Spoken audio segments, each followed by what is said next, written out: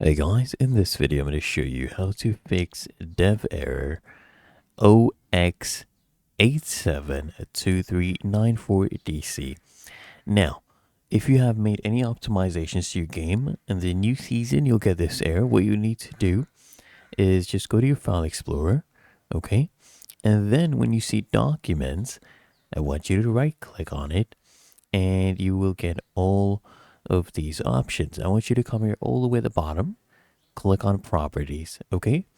Now, if this one is a check mark like this, I want you to click on it. I want you to get rid of the check mark, get it to fill the square like this, okay?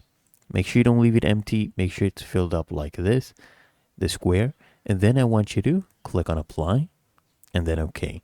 Now, if you run the game, you'll notice that it will work. You'll not get that error anymore. And it's really that easy. If you found this video helpful, make sure you smash that like button and subscribe to the channel.